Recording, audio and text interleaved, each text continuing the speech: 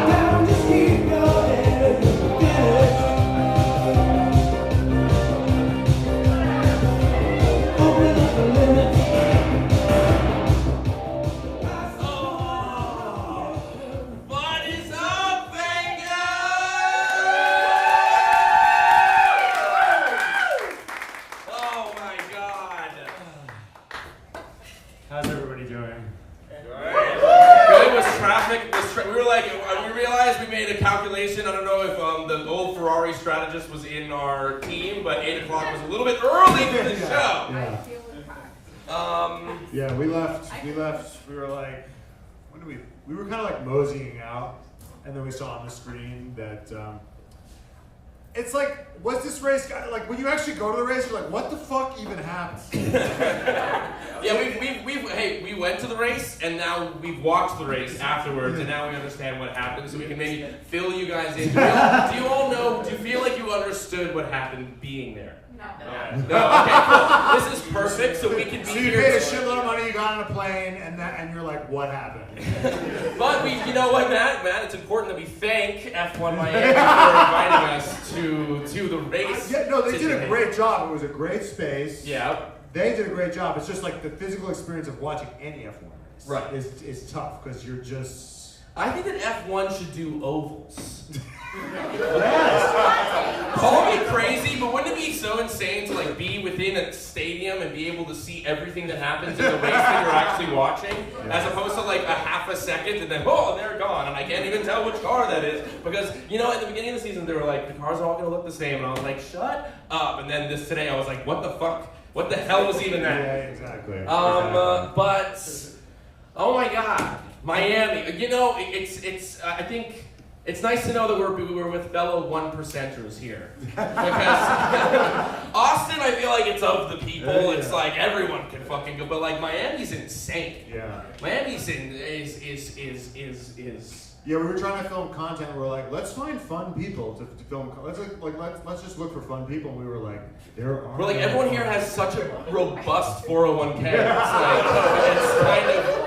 No one's like, let me be an idiot. They've got so much to lose. Yeah. We went to Miami Beach and they're like, I'll fucking talk to you. We got to the race and they're like, I own 3 businesses and I can't be embarrassing myself publicly on your page, sir. Yeah, there were people on the beach that were like, what's Gunther Steiner's dick like? I was like, let's just stay here. I left that conversation thinking, what is Gunther Steiner? I mean, we'll get to the race, but like, let's take a second to think, what is Gunther Steiner's dick like? If you had to guess, what does Gunther Steiner's dick look like? What would you think? Huge. Here's the thing. It is those like tall, skinny guys that just have the like fattest dicks you've ever seen in your life. So I feel like there's people here with their. I know there's some people here with their parents, but I just feel like that's typically what it is. It's just like the skinny, like the tall Pete Davidson, right? I mean, is Gunther Steiner the Pete Davidson of Formula One? These are the questions that I think are important to be asking. Does he walk around with the big dick energy of a except instead of being with the most beautiful woman of the moment, it's like, what's he doing with an F1 team? That's the question. Right. It's like people wonder how Pete Davidson ended up with Ariana Grande, Kim Kardashian, all the plethora of like the most famous, most beautiful women ever to exist. How did Pete Davidson get those women to be with him? And then it's also like, how the fuck did Gunther Steiner run a fucking Formula One team? Yeah. The big Olaf man. Yeah. But Before we get underway, we got to thank our daddies of the pod, some of whom are here. Sheila, Valeri, shout out.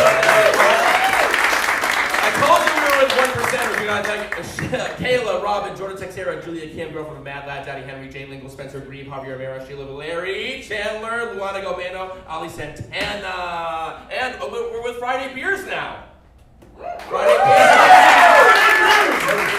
Friday Beers, we were here. We had our guy Brian, who was filming stuff for us today.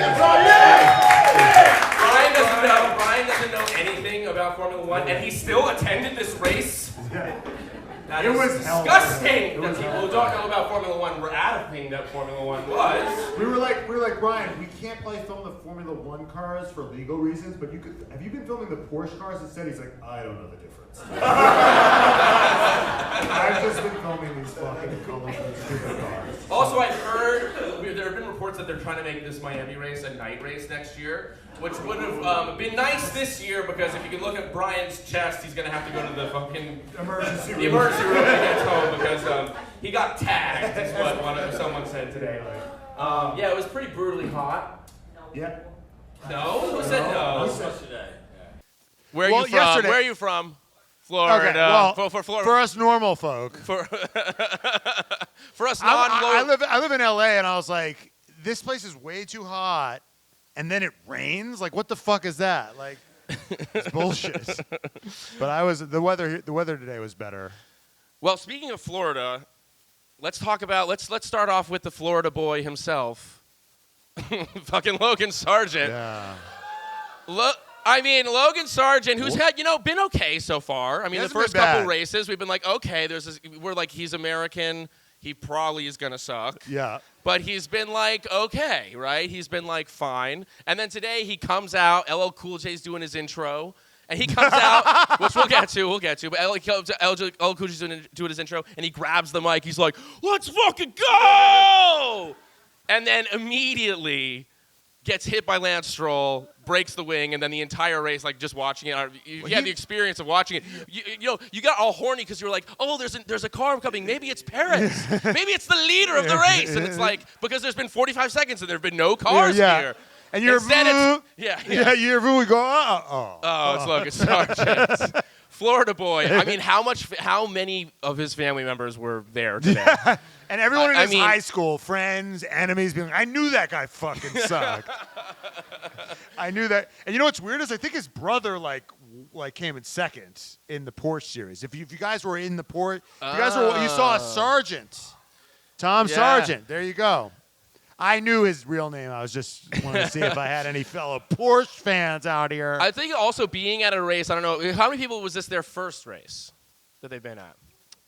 Nice. Okay. So, did you have the experience? I mean, this is our second one. The experience of when you see someone, you realize what a lonely race means. It's just like Logan Sargeant was just like alone with no one around him.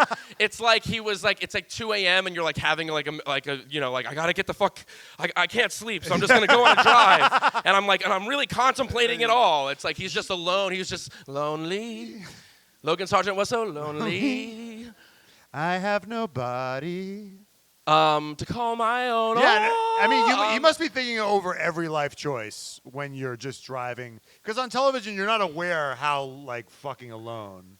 Right. The guy, then you're aware of every car. You're most aware because if you're in the thick of it, it's just like. And you're like, wow, that guy sucks. It's like. If you're like between 8 and 15, like they all look the same. Right, you're physically there. Well, that was one version of a lonely race, and the other version of a lonely race was a Fernando Alonso today, who was so just kind of unbothered by anything that was happening around him that he literally watched Lance Stroll do a pass on the Jumbotron, and during the race said, "Oh, nice pass there from Lance at turn one." He goes, "Where did Lance finish? That was a great move on turn one." Yeah. He goes, what position he's in? Great move on turn one. They're like, how the fuck did you know that? Because he's literally like just driving 180 miles per hour and it's like, oh, Lance just passed someone.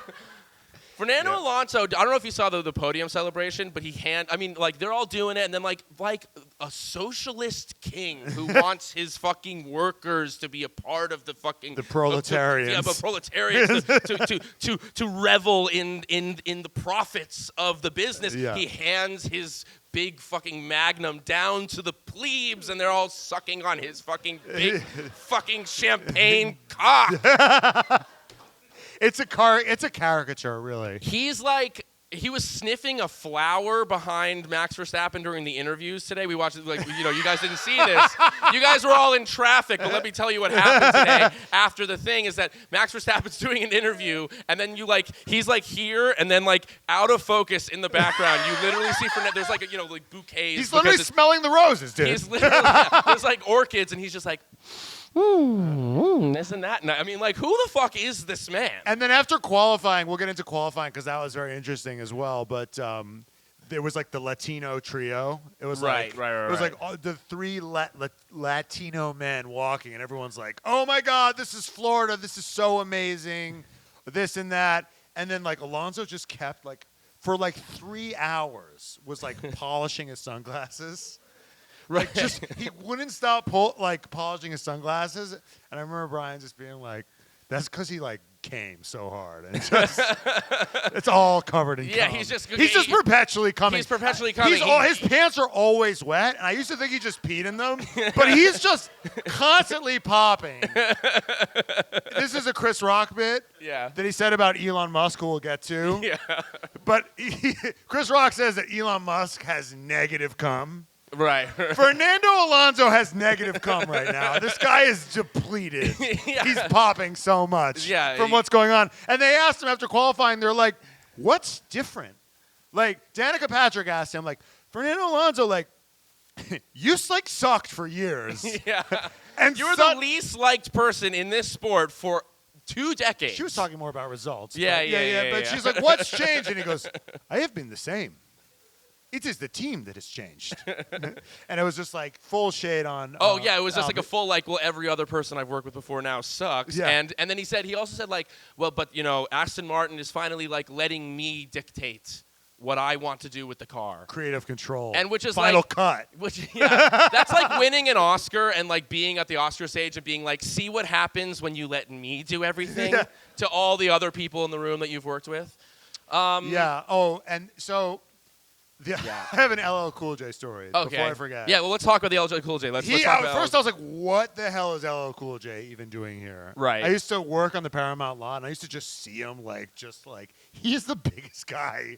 Yeah. He is like 3 people wide. Yeah. And he's got like a Barry Bonds head. I was concerned. I was like, does LL Cool, like, what is it? It's like sometimes with these American things, they're just like, let's just push a celebrity out, and he killed it. Will Buxton is quaking in his little fucking shoes right now, but whatever the fuck kind of shoes he wears. Yeah, whatever British shit people wear.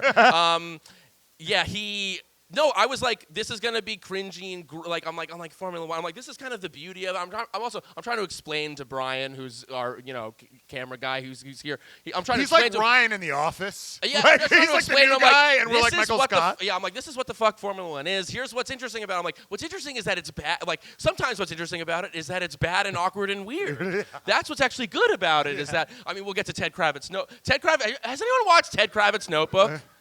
You guys watch that? He's been getting away with murder for years. Okay. Dude. Ted Kravitz does this 30-minute thing after qualifying. And it's on Sky, so you might be missing it. And it's also on ESPN, but it's called Ted Kravitz's Notebook, and it's just like him and a cameraman. It's like a grid walk, but like for 30 minutes, and it's around the paddock. And it's just so like bumbling. It's just kind of like he's dropping shit. He's like, I'm over here. I'm over here. Like, and his cameraman so he's taught so the cameraman follows Will Buxton. Martin Brundle, right? Yeah. No. On the grid walk. Kravitz. On the grid walk. I see what you're saying. So on the grid walk, there's a cameraman and it's like there's some sense of like you're following a main character through a maze. Yeah. But this one, like the cameraman just has like ADD and just goes his own places. Yeah. And like and Ted Kravitz is like, and he'll like get Ted Kravitz from like across the room or like through a bush. Yeah. It's completely bizarre. and he like there was a giant Jenga at one point, and he just kind of like, oh, this is the giant Jenga, and then he knocked it over, and he was like, oh, did that last year too, and you're like, this is on like real television. If this sport that like Saudi Arabia wanted to pay like $20 billion to own, you know what I mean?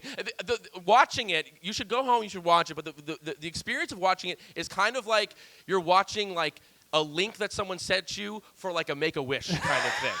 And like the vibe is like, oh, like he thinks he's on television right now, but really we've just set this thing up because this man has like 2 weeks left to live, and this was like his big final dream was to like host a show on Sky Sports. It's like jury duty. Like everybody knows that it's fake, but him. Yeah, exactly. Exactly. And then there's one point where like during this one for this race, he's like there's like a little selfie machine within the paddock, and he's like taking a selfie, and like George Russell comes out at the perfect time and like takes a little selfie with Ted, and it was just like this thing where like I expected in my mind George Russell left and they were like, great man, and he's like and George was like, I just hope he gets better, you know. I just hope he does. And you see Ted Kravitz later, like he sent the email to himself, like he took a picture, put in the email, sent it to himself, and by the end of the thing he's like, look at my picture with George. Like you were saying earlier, it like looks like he's having like, especially when the camera's like far away and like spying him like from behind. Yeah. He just looks like and he's holding like a literal like a notebook that a crazy person would like scribble into. It's like a little waiter's thing. Yeah. And he looks like a guy like having a schizophrenic episode in a park, like nowhere, like there's nothing around him, being like, and over here is Ferrari, and you're like, excuse me, I just gotta get to work he's now. Like in Central Park, Yeah. just like holding a microphone. None of you have seen it, so we're okay. Let's get off of Ted Kravitz. We do love him. He's a lovely man. But back to LL Cool J. I thought that he killed it with this intro. Did you all vibe with the intro? Or do you think it was cringe? I feel like the internet was like, this is cringe, this sucks, this is American, fuck you. No, I was like, maybe these guys are cool. Like, they basically did, like, the basketball of it. Right, Like, they right. introduced these guys like they were, say it with me, real athletes. Yeah. And when he said the thing about Lance Stroll, he's like, he broke his wrists, both of his wrists earlier this year and fought through. And I was like, that's fucking cool, actually. I think I want to meet this Lance Stroll guy. This guy sounds like a warrior. Yeah. I fucking loved that. And then, you know what's the best part? Yeah. Is when he just, like, announced everybody and then only hugged Lewis Hamilton. Yeah. Have you guys seen the Key and Peele sketch? Where he plays Obama. Where he plays Obama, and then he just shakes every white guy's hand, and then the black guy, he just daps up. And it was like so amazing. Yeah, that was the experience. It was like, here's George Russell. And then he was like, and Hamilton. Dude. That was amazing. Yeah, that was great. That was my favorite part. Okay, what are the big takeaways from this Miami Grand Prix? Verstappen is. Yeah, I mean, Verstappen, he's the Terminator. Yeah. You know, people talk. It's like Toto Wolff is the Terminator, right? That's like, I mean, the shoe fits. He's a big, tall Austrian, so it's like you feel like he's the Terminator. Yeah, but you know the Terminator. The thing about the Terminator is the Terminator doesn't talk much. Right. He doesn't like the sound of his own voice. And isn't perpetually sucking his own dick. Yeah. Thinking he's a fucking genius. Yep. He's just like a handsome, charismatic guy, and he's made a few savvy moves, and now he thinks he's fucking like Steve Jobs or something. He thinks he's a literal genius. Well, there was this moment when during one of the pre-interviews, they're talking to the team principals, and they talk to Toto. They're like, Toto, Red Bull, there's a driver battle right now. They're the 1 and 2 in the championship. Can you talk about what it was like having in 2016 when Lewis and Nico kind of had their spat? And Toto's like, of course, I can talk about this all day. Yeah. I can do this all day, fam. I got this shit. And he goes on this long kind of like, well, you know, you got to do this, you got to do that. It's important to let them fight it, you know, important to let them fight, but not too much. And he does this whole like long waited thing where you can tell he's like, my back hurts because I'm sucking my own dick so hard. Even though 2016 was a fucking shit show. Was a nightmare. Yeah. And Nico like quit. And he had a 3-year deal. He signed a 3-year deal and it was like yeah, it was a failure of leadership on like every single level. Anyway, but whatever. He says this whole spiel about how he's a genius and this is how it goes. And then they're like, and Christian, any thoughts on that? And then Christian just goes, well, I think we're just going to do everything that Toto does, but better. Yeah. Fully said that. Yeah. Christian Horner's the GOAT, dude. Yeah. Yeah. He speaks in tweets. Toto, I hate to. You know, last week I was like, I would bet my fucking life that he's going to get a job at fucking Harvard or Penn or Yale Business School. And then 2 days later, it was announced that he's like lecturing at Harvard Business School. And I was like, this is so stupid that I'm right. Like, it's so obvious. It's like, what are you going to like give a fucking leadership course on how to fucking come in fourth in the constructors now that Ross Braun is gone? And you can't spend infinite money? So what's his lesson? First, lesson 1, have infinite money. It's very important that you have infinite money and that your opponents have limited money. Number 2. I mean, it's like literally that's it. Number 2, the guy before you designed the car and now you're just kind of taking the credit. I mean, the takeaway today is that like this Red Bull, not only this Red Bull car is like the fucking unbelievable, but that Max Verstappen, you know, it's like we were asking people today, we're trying to drum up this, we're like reality TV show people like, hey, Checo and Max. Yeah, what about Checo and Max, dude? Like, I mean, some of you, maybe we asked that question too today. We're like, come on, like, what about the driver battle? We were hoping. It's like this today is an example of a day that, like, Checo should have won this race. He's starting in first. Max gets fucked in quali. He's starting in ninth. Like, this is Checo's day to fucking win this race. And, like... He started in ninth? Yeah. He started in ninth. Yeah. He started on hard tires. He started in fucking ninth. Yeah, he does bad starts. Max Verstappen, a famous bad starter, actually. But, like, you know, it's like... And then Perez still comes out in front at the end. Right, He still comes out in front. Doesn't fucking matter. No, Max is just like, he's the turbo. What did he say after at the end of the race? They're like... He goes, that was a fucking lovely drive, or something like that. He was popping in the car. That is what Max said. He was like, oh, God. And it was like, this is like another street course. Like, Checo, he's king of the streets. Like, this is going to be the one. We were so high. I mean, like, I'm praying to God that there can be an actual fucking, like, competition this year. There can be people going wheel to wheel, but it's just like Max is just going to sail away into the sunset, which also begs the question with Formula One. It's just like, I know, like, we've been starting to do a little bit of IndyCar stuff. And like the first 4 races of IndyCar, like there have been different winners in every race. And there's just something lit. It's fucking like there's an element to it which is like fucking lit. And there's just like, I mean, I know. And the tires fall off. That's the other problem with this is there's only one stop. There's only one stop, so there's not many variables in strategy. Everyone's making one stop. It just depends on where you want to stop. Yeah, the tires aren't as much of like an issue anymore. Like for the first 5 races, we're 5 races in. I think all of them, for the most part, have been one-stop races. Unless it's been a safety car, and then you get basically a cheap one. Right. But today was like, it's like. What we're praying for now is some freak accident happens that Latifi springs out of the dead. It's like the only Latifi we have left. We talked about this, but the only Latifi we have left is fucking Nick DeVries, who for some reason has forgotten how to drive a car, even though he's like the most experienced rookie to ever enter Formula One. I mean, that's what the experts told us. Yeah, that's what the experts told us. Everyone said Nick he's the most accomplished rookie that we've ever seen. 97 years old. And I'm like, he's Nikita Mazepin 2.0. Yeah. I mean, he crashed into... He fucking, plowed into Lando today. Plowed into Lando today. That was unbelievable. I mean, it makes me... The only solace of this is that, like, sometimes he can fuck up a race and make it a little bit more interesting. Yeah. And, like, Yuki has nothing to worry about. Yeah. That makes me feel very. Yuki on the fucking. You know, he had a great race today. You see him on the internet, right? You see him on the stuff, but like today when he drove by in the car, I was literally like, I would, like Secret Service jump in front of a bullet for this man. I love him. I love Yuki so much. And I mean, did you see the poster in the entry wall today? Like walking in on turn 8.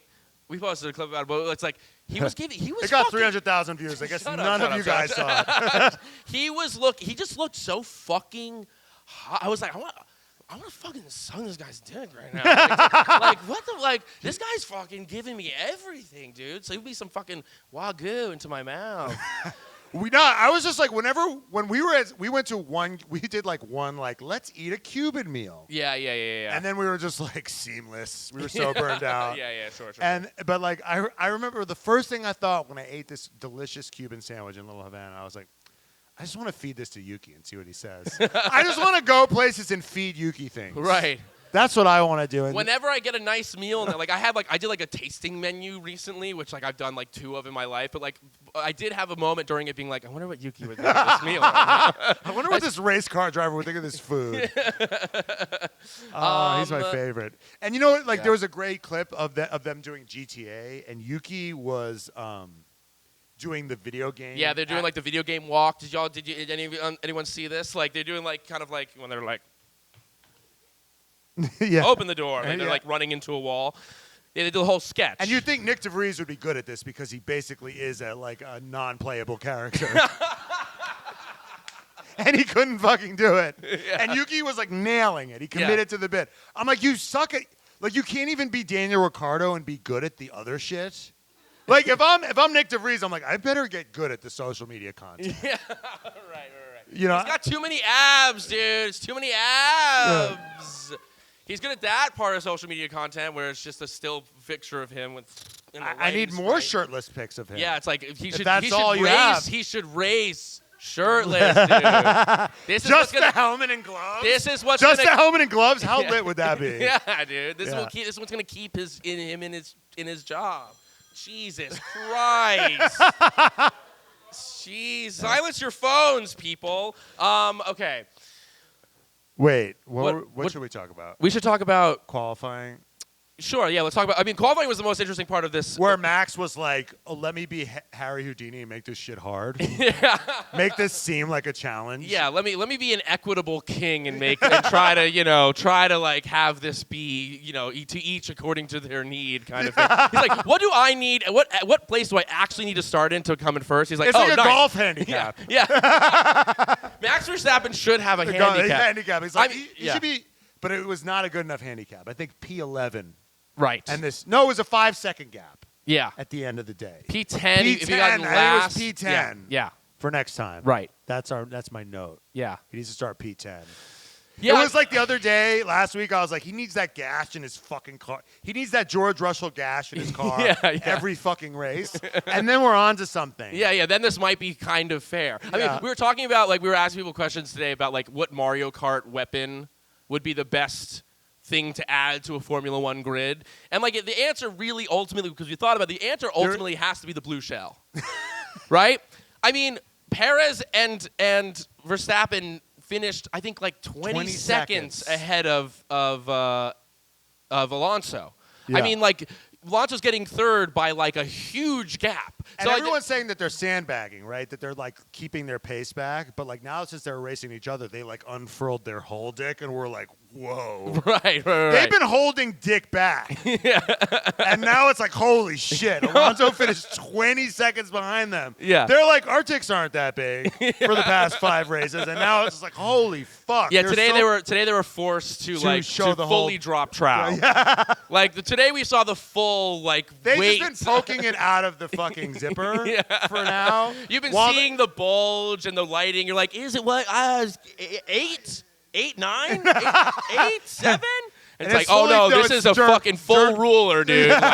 Jesus Christ. And then Max Verstappen's like, you are a bright, shining star. He's Dirk Diggler, dude. Well, okay, so speaking of quali, I think we got to talk about Charles Leclerc.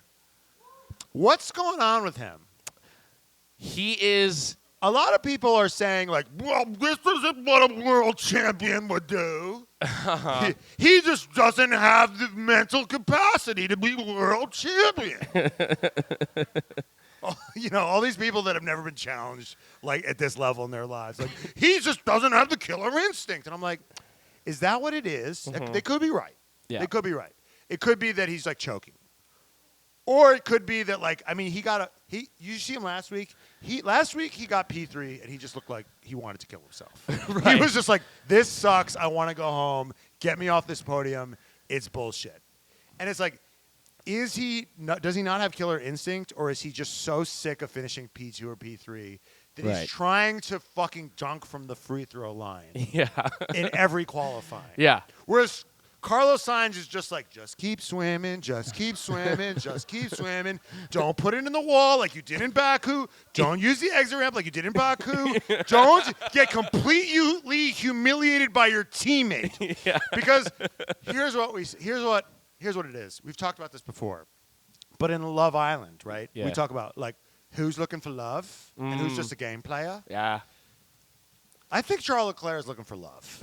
By love, I mean he's looking for that WDC. So he's going to send it, and he's not going to play a game. Like, he'll crash. Mm-hmm. He'd rather crash and try to win than, like, just fucking hang around and, like, get P4. And Carlos Sainz is like, yes, I got P4. Yeah. And Leclerc got P8. And he's like, he's jizzing his pants right now. Because you know what he's looking at? He's looking at the points between him and Leclerc. Yeah. Leclerc doesn't give a shit about that. Right. He's like, Carlos Sainz beat me in the points. Whatever. Right. We know who's faster. Yeah. But he's trying to dunk from the free throw line. He's trying to do what Max did in Jeddah that one time. He's really right. fully, because he knows he needs to fucking, like, access that extra bit of dick. Right. To put this shitty Ferrari over the line. Well, he also knows that qualifying is, like, the only time where he's going to have, like, a chance to win anything. Because he's not like he's like during, like, our race pace is fucked. Like, with this car with a full tank of gas, the tire deck, we just can't match the Red Bull when it comes to actual race pace. But what we do have them on is quali pace, which I still just don't understand how you could be faster on one lap and then not over the thing. But I'm not, we're not technical podcasts, but I still don't get it. But whatever. But they're not technical either because they can't fucking figure it out. Yeah, they can't fucking figure it out. Ferrari can't fucking figure it out. So I mean, the engineers are like, we don't know either. If they knew, guess what? Maybe they would fucking fix it. So I still don't get it, but it is what it is. That's what it is. So all he has is qualifying. So yeah, he's going to, like, try to do the impossible, which is to, like, get pole. Yeah. I like that that's our take and not that he's I mean, here's the thing. It could be that, but I really think he drives a little on tilt. That's, I think, his biggest problem is that he drives emotionally. He's trying to, like we said this before, he's driving like a gambler.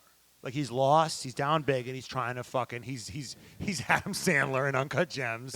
Right. And he's like they're like, you're gonna try to send it in Miami. You're gonna try to get pole in Miami against the Red Bull. That's the stupidest fucking bet I've ever heard. And he goes, I disagree. And he's trying to make it happen. And sometimes he gets pole. And he's like, no, but it hits. Yeah. It hits. Yeah. But at the end of the day, he's going to get shot in the fucking head. In the long run, it's not going to work out.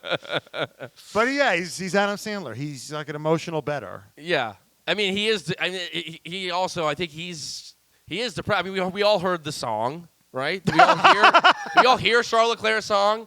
And then they were like, would you want to get Lewis Hamilton? Because, Lewis has dabbled in music. Would you want to have him be on a song? And he was just like, yeah, if he's down to, like, do some really depressing shit. Like, in Charles Leclerc's mind, there's like, there's no other option for a song that I would compose. It's going to be a tearjerker. Because the only thing that I want to express is pain. That's what Lewis is like, I love it when you lay the pipe down. Pipe down, pipe down. Lewis is like, it's all about the vibes. I'm so grateful. Yes. I mean, we should. A key insight into Charles' state of mind is his pants. Did you guys see his pants? Did we all see Charles Leclerc's pants that he was wearing? Okay. The person in the back here is like.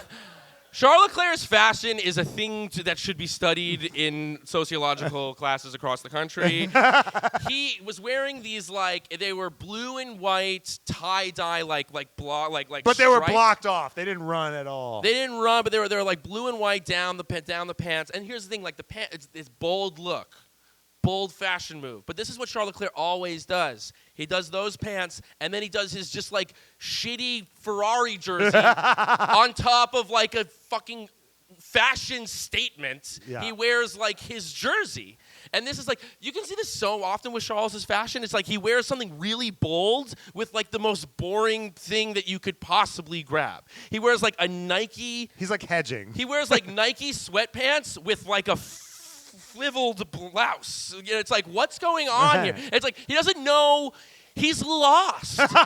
He's a lost person. Like he does. Like Lewis. You know, you can say what you want about Lewis, but like Lewis comes in with a look. Like you know what the look is. You see him walk through the fucking. You're like, that's a look that this dude is like. He is coming in. It's fucking. And it was planned out. It was planned from out. Head and to from top to fucking bottom, from fucking the outlap to the fucking. This week, we literally saw him in the flesh, and we're like, he's like, today, he was like, today I want to glisten. I want to literally be sparkling. Yeah. He was literally sparkling from head to toe. He's like, I don't want an inch of me not fucking sparkling. Yeah. And it was fucking calculated. He got in the car, he came out, like, it was like a shell game. Yeah. When we were waiting for him. We waited for him like... We had a tip. Lewis is going to be at his pop-up store at this time. So we got there. There were some other people there. There were like 2 Escalades just sitting there parked. And we're like, which Escalade? Which Escalade And then they like pulled in. We're like, he's going to get out. And then they pulled away. Yeah. It was like a fake pit stop. Yeah. It was fucking insane. They did like a fake out like on his fans. It was like bizarre. We were like, oh, you got us. Like whatever. They did like a lap. They came. They parked. They went up. Oh, is it? Oh no, they did another lap.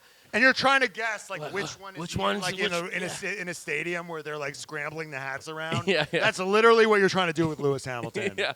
And then he pulls up in just like a different car, like just a red Mercedes, and you're like, did he just like get out of? Because I saw him through the window. I was like, Lewis is Escalade. Of the Escalade. I was like, Lewis is in that black Escalade right there. And then like 10 minutes later, that Escalade leaves, and then all of a sudden he pulls up in a red Mercedes.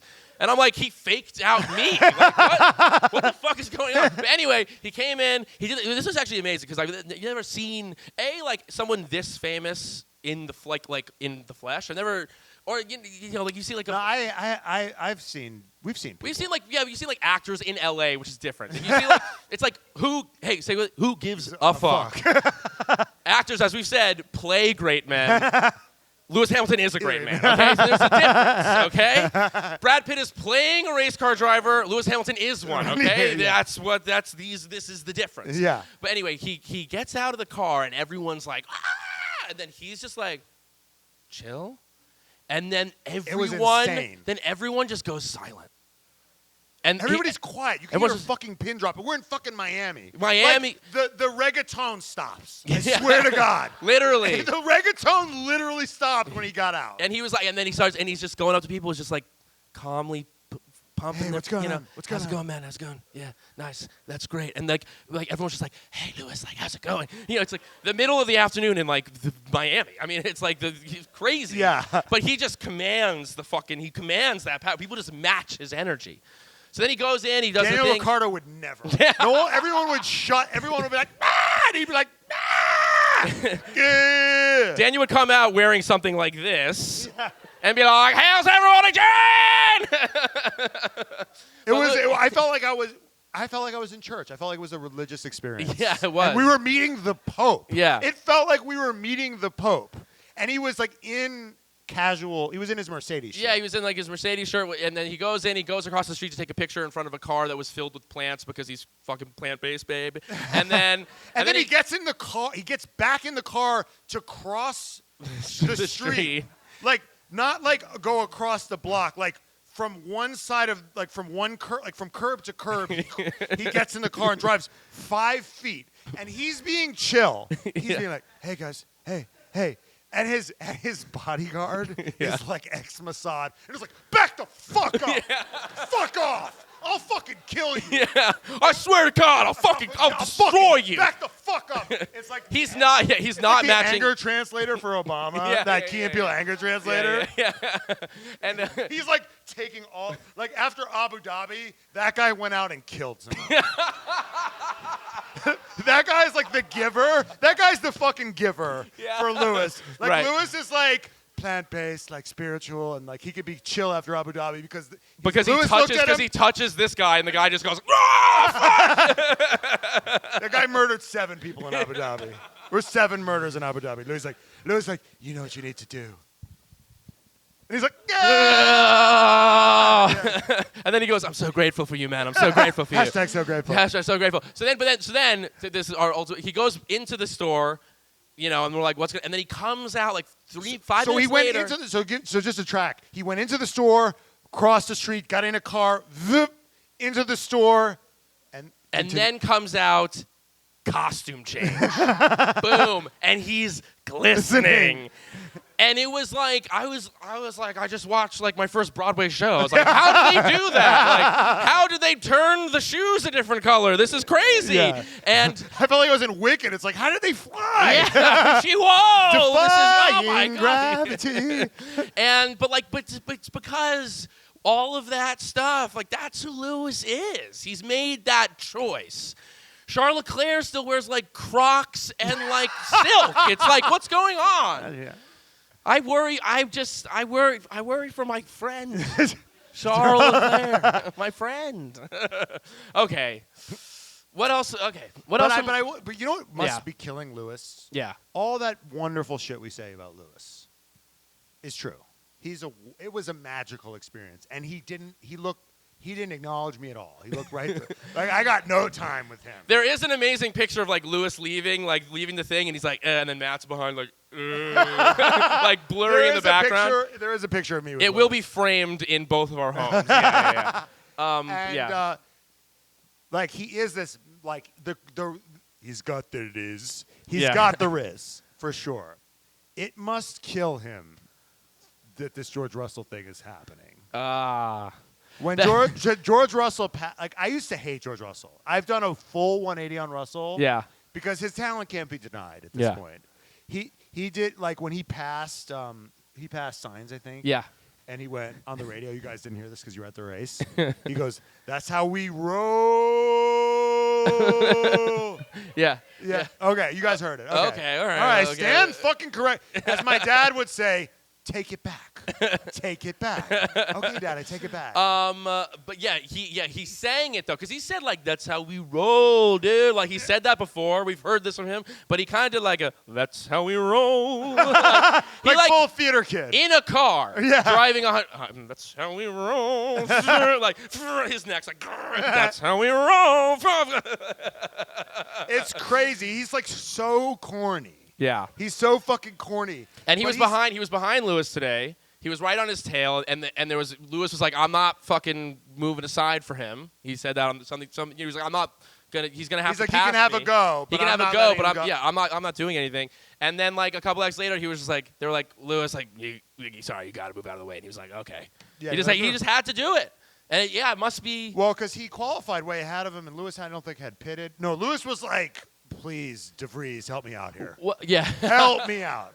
I was like, he's waiting for a DeVries. Right. Well, what happened to Lewis in quali? Like, do anyone have a theory why Lewis didn't get out of? Setup. I mean, what was the difference of? Oh yeah, because he got fucked in the slow corners. Yeah. That he beat George in like all the like medium to high speed corners, and on the straights, but on the slow corners he was like a huge gap, and Russell was able to make up the difference there. He actually beat Russell in like every sector except like 1 or 2. Right. And then that made the difference. Yeah, and it was like, and the person I was listening to was like, that's setup. Yeah. And George just out nerded him. Yeah. You know? And that's probably pretty tough. Yeah.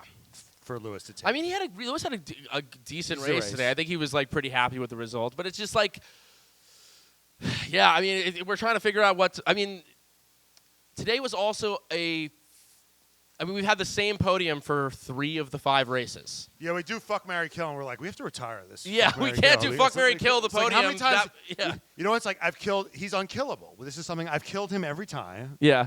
And it's like, our fuck, marry, kill is like, I try to kill Max and fail every time. Everybody tries to kill Max.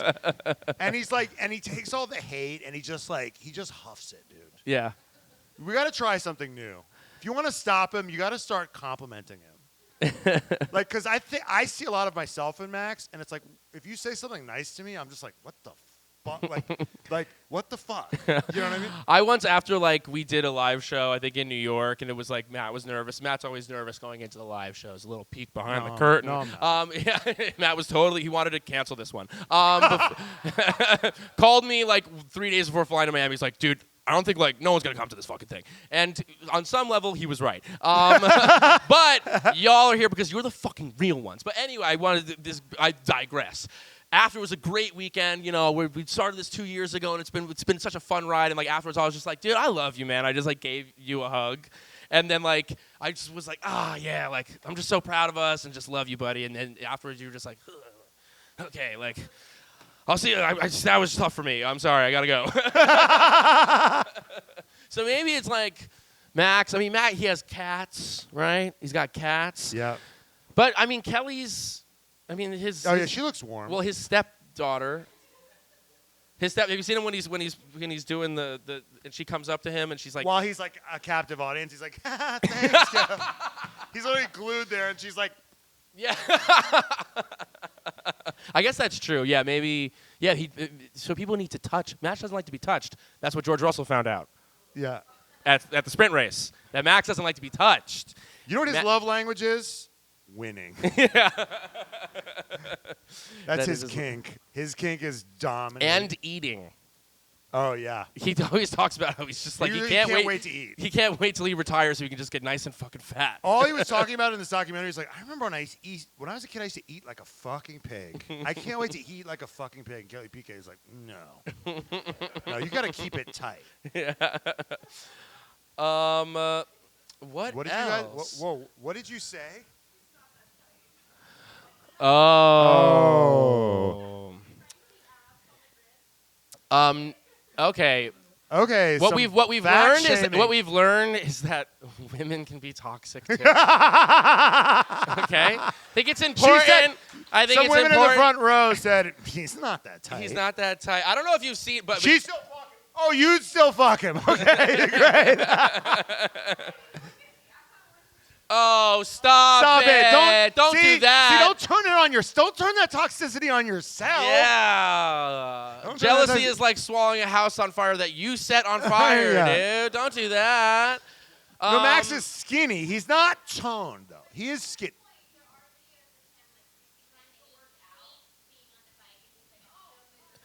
Yeah, he hates. Yeah, well, we've seen it. We've seen the way that he works out. He does. And you want to know what? And he's better because he spends the bare minimum doing it. Yeah. Because these guys aren't real fucking athletes, okay? No, they're not. The best. You, by your own admission, you said he's not that tight, and he's the best. The guy who looks the least athletic is the fucking best one. You just proved my point. Did you know that he's the third best sim driver in the world? He's a better gamer. than all the nerds. He's better than like the guy. I mean, like it in theory makes sense. But like, get an NFL player to play Madden with like fucking, with Reddit kids, and it's just like it's over. Aaron Rodgers could never beat like my friend Dan in fucking Madden. Like he can't fucking do it. But Max is built from that same cloth. He's like simultaneously incel, fucking capital stormer, and like elite athlete at the same time. He's so complicated. He's he is fascinating. Okay. And he's gonna win the championship. It sucks, but it is what it is. Someone said that you could go to therapy or you could just say to yourself in the mirror every day, it is what it is. These are your options. Or you could like fuck an entire grid of men. Yeah. 19 men. And then go, is that all there is? Is that all there is? I mean, he talks about retiring all the time. He does, yeah. Okay. What else? Anything else that any storylines? I mean, Haas had this like kind of fun moment, but then it's just like Haas has this thing, and they get lucky. Like K-Mag, he kind of gets over a little bit of the hump of Nico, because Nico's been kind of doming him. He got a point today. He got a point, but it's like he started in 4th or 5th, and like he gets 10th. And that's the best that Haas If can you read pull out. Gunther Steiner's book, which is on our Patreon, we did the whole thing. It was amazing. It was perfect. It's, you have to do it. You have to just take the plunge and spend $5. And just live in. If you do the audiobook, you just hear him for like 7 hours in your head, which is bad for your mental health. But his whole good. thing is like, huh?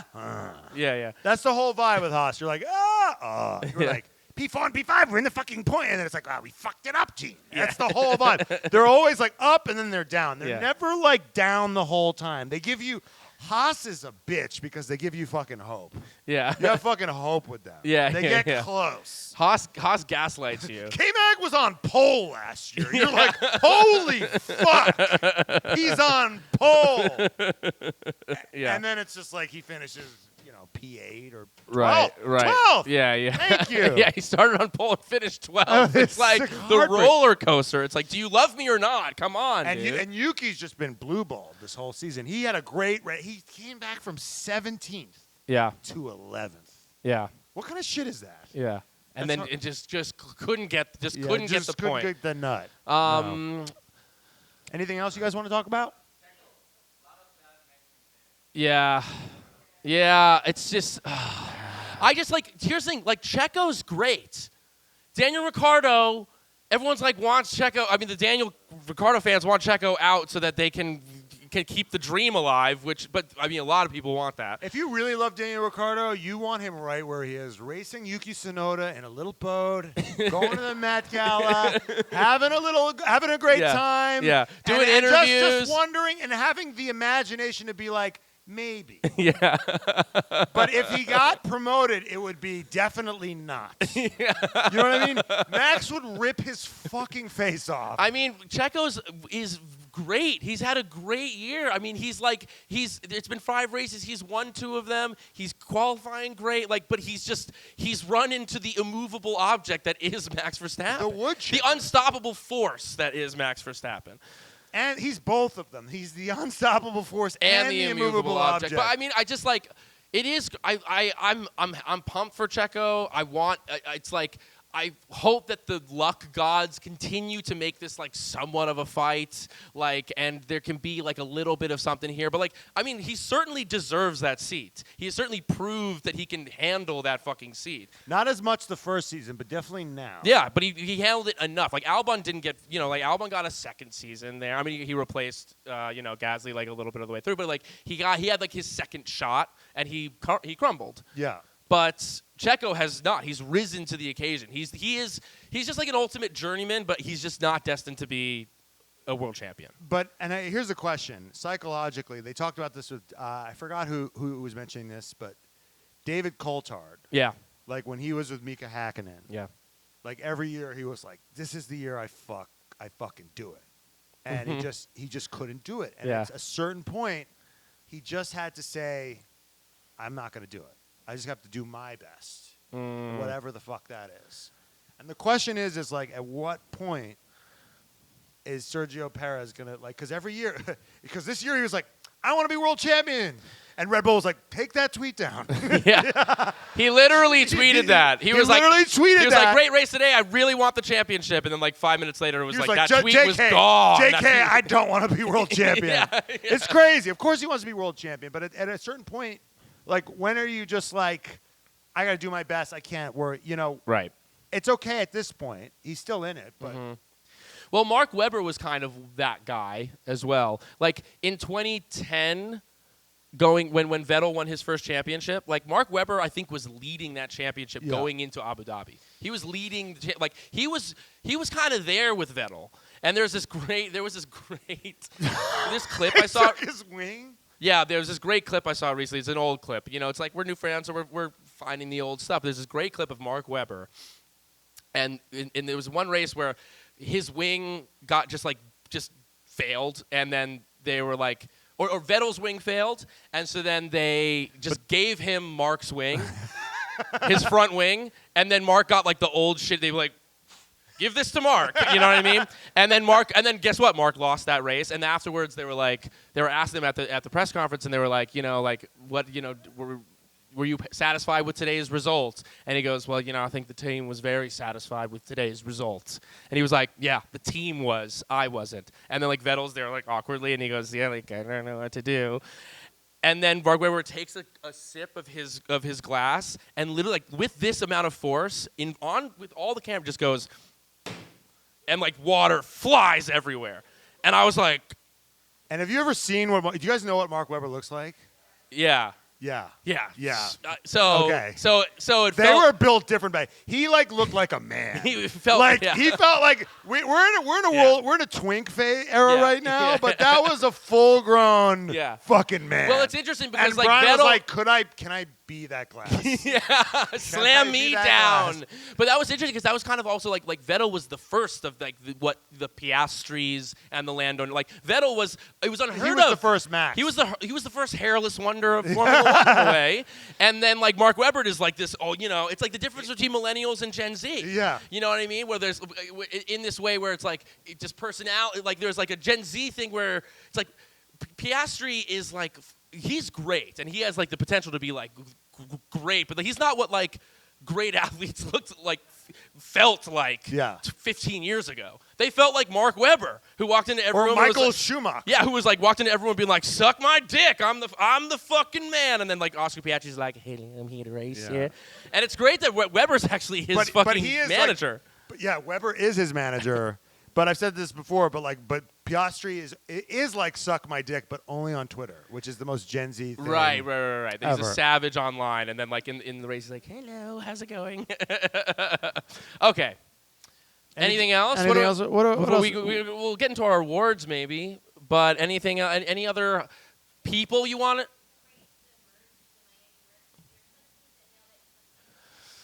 I don't know if I can was when I walked by the stands, I was like, rip off. And I didn't even engage. I was can't afford it. You know what I want? You think we never were which one? We would have to have been in a space to actually make a purchase. Right. But here's what I do want to talk about is the Red Bull livery, the Miami Red Bull livery, which was such a fucking snooze. It was with the little purple line. It was It's just make a statement. No. So we should remember. No. Wait. Do you remember when the Japanese white one was lit? Yes. And I'll fight you over it. So they can think outside the box. No, Red Bull is. It's like you know what I wanted them to do? I wanted them to make the car all infrared. When you see it's just all the colors are reverse but Miami style. Do the whole car. Don't these see these little strips of fucking the most obvious Miami? It was just a missed opportunity. I wanted to see. It was they knew that they were going to come into this race and show their. It was hey guys, Miami's the race where we're going to drop trow and show everyone our whole dick. Yeah. And they could have just had a fucking car that spoke to that, but they didn't. They could have had Scarface, the world is yours vibe. Yeah, exactly. That's what they should have fucking done. And who's gonna say shit? You know who was in Miami? Oh yes. You know what two people were in Miami? Yeah. Well, three. The three big people were Elon Musk, Jeff Bezos, and James Marsden. Those were the three. We actually met James Marsden after the race. We met him after the race. After the race, I said, this will be cut from the podcast. But I was like, dude, have we all seen Jury Duty? It's fucking great. But I went up to James and I was like, oh James, hey, Jury Duty's so amazing. And he literally goes, wow, that's really the one, isn't it? He was like, that's the one, huh? It's crazy. Everyone loves this show. And the subject was like, I have a whole other works that I've done that no one cares about. But this one, really? But anyway. Yeah. But we digress. Wait. Yeah. Elon Musk and Jeff Bezos were in the pen. We were. I mean, just. Yeah. Just. I mean, It's just the fucking. It's like Hitler and Stalin. Just fucking. Fuck! Are they gonna team up? Yeah. Are they gonna go to war? Of wealth inequality. There's no good outcome. If they like each other, if they hate each other, Right. we all lose. Yeah. But there was this thing that Elon Musk and Mohammed bin Salem were quoted as saying that Mohammed bin Salem was like, I talked to Elon Musk today about how we can stop online harassment. Elon Musk, who is famous for online harassment, quite literally world famous for it, and Mohammed bin Salem, who used to have a blog where he would write all kinds of sexist shit. I mean, he said he didn't like women who thought they were smarter than men. Yeah, he's entitled to his opinion. A blog back in the day. From a blog back in the day. When he was 40 years old. Yeah. So he was a kid, basically. Yeah. He didn't know better. Anyway, but that was just like a psychotic quote that they were talking about online bullying, online harassment. Yeah. Which is like if Elon Musk and Jeff Bezos were like, they were having a good discussion about wealth inequality today at the race today. That's what we were trying to tackle that today. Yeah. But I do, you know what the pro is about Elon Musk getting in? Yeah. The pro is that Toto Wolff kind of has to shut the fuck up. Yeah. Because what is by his own standards? Yeah. What is he to Elon Musk? Oh yeah, nothing. Nothing. Oh yeah. Nothing. Yeah. He'll say something and Elon will go, I disagree, and then Toto goes, well, because we might think he's a tool, but we value different things. Right. Toto doesn't. Yeah. You know what I'm saying? Toto values business. He values savviness. And you know what? I've known people that work I know VC people that know that Elon actually spends time with the rockets. And, has read books on rocket science. Toto doesn't know shit about cars. So we have him on tape. Susie Wolf is like, that's not how that works. Bobby, that's not how it works. Yeah. Babe, you're embarrassing yourself. I just think that billionaires shouldn't exist, but if they do exist, they should only own Formula One teams, and that should be the only thing that they do. Yes. Okay, let's do our awards. Okay. Huge applause. Everyone, a standing ovation erupts. Yeah. Thank you. Jenny cut us asking for standing ovation. No, that's a all no. right. Hottest moment of the day. I didn't see it, but if it happened, then that's a good one. Guess what? I bet it was good. We wanted to see Carlos running his hands through his hair. Always a fan favorite. We all love that. So one of our fans sent us a picture of Carlos Sainz in a parking lot or something. Yeah. It was like paparazzi, really shitty, and he was far away, but you could tell it was him. Yeah. and it was classic Carlos Sainz changing into the exact same shirt. He's done this multiple times where he'll take his shirt off and then put the exact same shirt back on. Yeah. It's at least put on a different shirt, my guy. Pretend you're not just trying to give the people what we need. Yeah. Okay, that's a good candidate. I think Max had a double overtake. He overtook two cars. It was Leclerc and Magnussen. I'm better. No, Yeah. I'm better. And Max was actually, I'm better than both of you. Suck my dick from literally the back because I'm in front now. From the back of the grid. Yeah. I mean, that was another thing. It's Leclerc was slower than Magnussen today for most of the race. That was a fucking trip. From there, yeah. But Team that Max buys an engine from them. I think that's mine. Max double kill. Yeah, maybe the Max double kill. Daddy of the day. Alonso checking on his son. Yeah. Alonso checking on his boy while he's literally driving the car. Yeah. But the thing is, it is your boss's son. Yes. There is something to be said that, he is acting out of self-interest, for sure. Oh, for sure. Yeah, sure. And I love the naked self-interest masquerading as benevolence is perfect. Yeah. Him pretending to be a nice guy is my favorite. Well, it's like when someone on Succession, one of Logan's friends, like Yeah. Frank. Yeah. Like says something nice to Kendall. yeah. And he's like, I don't know if you watched the last episode, but he's like, he's got it. He knows, and I know that he's got it. And like 10 minutes before, he was like, if you fuck me on this, I will destroy you. Yeah, he's acting out of. It's Succession and it's beautiful, but he is checking on his boy. It was the energy of like how he was massaging his neck. Yeah, you ever yeah. seen a clip of him massaging his neck? Yeah. Yeah. What I would give to have my neck massaged by that little beautiful dictator man. Fernando Alonso. Doesn't he look like a wonderful despot? Like he should be in charge of some island somewhere, and you have to have a poster of him in your house. Yeah. And if it's not there, like, you go away. Work camp for you. Don Fernando. Yeah. Okay, red flag of the day. I'm going to give it to Nick fucking DeVries.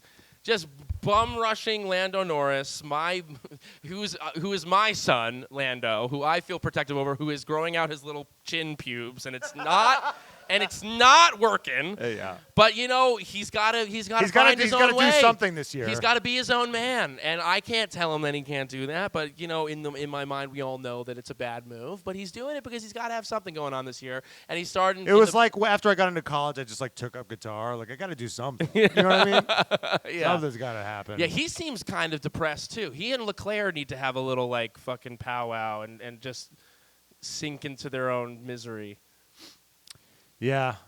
It doesn't help. As Lando said about Daniel, I don't feel sorry for him. I feel no sympathy. I feel no sympathy. Yeah. Feels no sympathy. So I'm like, okay, when the vicissitudes of life finally hit your rich, spoiled ass, yeah, I will feel no sympathy for you. So yeah, that's what happens. Is sometimes life doesn't work out. He hadn't experienced that yet. But now he is, and I feel no sympathy. Well, Lando wasn't born with a silver spoon in his mouth, but he was born with an electric scooter attached to him. Because his family owns a company that is electric. He's a fucking billionaire. Okay. Who's your red flag of the day? Who is my red flag of the day? I mean, Nick DeVries is just getting boring. I'm like, if I'm them, I'm just like. Stop! Like, just drive slow. You're coming in last. You're crashing and coming in last. Just come in last from now on, okay? Just come in last from now on. You guys have any candidates? Logan Sargeant. Sargeant. Yeah. It's like a sad red flag of the day, but it's like, dude, come on. It's a bummer, and he came out so. I mean, it's just the let's fucking go, America! It's like shotgun to beer. I know. It does. I mean, brutal. You said this on the last pod, but it does sound strange when there's like an American on the radio. Yeah. He's like, darn it! It's like, what? You wanted to be like, no. Whenever he's doing well, I just expect him to come over the radio being like, heating up. Like it's beer pong. Yeah. Heating up. Island. Island, bro. That's what I literally expect. Send him back 2 in a row. Can I get a re-rack of the grid? Can I get a re-rack there? Yeah, can I do... whenever he makes it into Q3, that's what he says, re-rack! He goes, re-rack! Crashes into someone. He goes, yeah, can I get a Peter Every North? time he red flags the race, he goes, re-rack! Can I get a diamond? Yeah, can I get a diamond? Yeah. Thank you. 3, 2, 2, 3. I haven't drank in 10 years, so it took me so long to be like, wait, how does it go? Yeah. How does it go when I was literally killing myself? We're gonna have to know this now that we're associated with Friday beers. Okay, so I'm gonna and of those, I'm gonna have to marry Max and fuck Alonso. Well, you're marrying Max, as you certainly can't kill him. We've been trying to kill him every week. Yeah, exactly.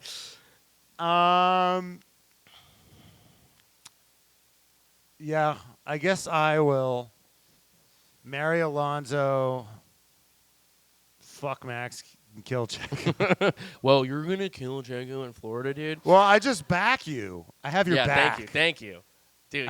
You're like George Russell back in the day. I have your back. Not anymore. I don't feel good about this game anymore because it's just like it's repetitive. Yeah, I know. We might have to cut it. Monaco is coming up. Monaco is not this week, but the week after. And the Indy 500. And the Indy 500, which hopefully we'll be going to. But Monaco, what do you think? I think if Alonso's ever going to win one, it's this one. Mm-hmm. And if Checo doesn't win this one, he's going to be in a lot of trouble. Yeah. Because he won it last year. Like, that's the ultimate street circuit. Lots of slow corners, lots of, braking and shit like that. And I think if he doesn't win, I mean, it already is over, but it'll be real. It'll be the real. it'll be over earlier. Yeah, exactly. Than it needs to be. Yeah. It'll be over in the 3rd inning instead of the 7th inning. Right. So I think I hope that Alonso or Checo win that one. I have said that like if Alonso's gonna win anyone, it's gonna be Monaco. So I think we all maybe just close our eyes and just kind of send out into the universe that Fernando Alonso, Spanish driver in his 40s, won 2 championships, 05 and 06. Then Lewis Hamilton came in, had a rough year with Lewis Hamilton. Spygate.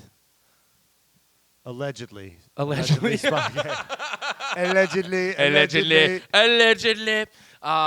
Then had a string of horrible luck. Went back to Renault. Wasn't a good situation. Crashgate. Maybe Felipe Massa is going to get his championship. Allegedly. Crashgate. Allegedly. then goes. Hi, it's me. I'm the problem. It's me, Fernando Alonso. But he's got this car this year. He's feeling good. He's feeling sexy. He's being nice for the first time in his entire life to like everyone around him. He deserves a win this year, and I think Monaco's got to be the one. So I think if we can all just kind of collectively just put that out into the universe that we want Fernando Alonso. Fernando, hey, we're here. It's the Red Flags podcast and our fans, and we were wishing you the best. We hope you get a good rest week, and that Monaco you're going to come in and fucking dominate. Vamos, baby. Alonso. Last things anybody wants to say. Any final thoughts on the race? Any final people that you want to discuss? All right, you guys all want to get the fuck out of here. We get it. Hey, it's been a long day. It's been a long weekend. It's been absolutely brutally hot, but we've had a great time. Yeah, you want to know what? Like, Brian was like, we gotta like dress like sluts. We have to dress like literal sluts, and I was like, and he's like, and he was like, we bought like short. Well, we bought jeans, and I cut them, and Brian was like, roll them up, and he was like, roll them up again, and again, and again. I was feeling self-conscious, and I saw myself in the mirror, and I was like, I look fucking amazing. I look sexy. Like I should just stay here and look like a gay old Jewish man. like a retiree who you were married for a long time. Your wife died, and then you finally got to be yourself in your 70s, and you moved to Miami and just hiked your fucking shorts up and had a good time. Yes, had a good time, dude. I feel like this is how I'm supposed to look. I love it. I feel like having chest hair and a chain. Yeah. I never worn a chain before. Well, you're finally kind of embracing the Jew, the dirtbag Jew, dirtbag Jew in you. I know we have my friend Jordan Firstman, who is if you see him on Instagram, he dresses like a fucking hairy Jewish slut all the time. And I remember you saw him once, and you were like, "Wow, he's just going full slutty hairy Jew." And I was like, "Yeah, you should." In my mind, I thought, "Yeah, you're judging that, but you should do that." Well, I'm judging myself. Right. But I think like Miami... It's toxic. It's toxic to be too... We're two dysmorphic kings, and this weekend has been exposure therapy for our own dysmorphia. Yeah. And I gotta thank Miami. I've never been to Miami, but I have to thank Miami for helping me get over that little hurdle. And realize that I am a sex symbol. I'm hot as fuck. That is true. We're a sex symbol. Hey, Brian? Yeah. I love you. Yeah. And you have a big dick. And Matt, I love you too, and you also have a big dick. Thank you all for coming to our show. Thank you, Venkas. Bye, Venkas. Bye, Venkas.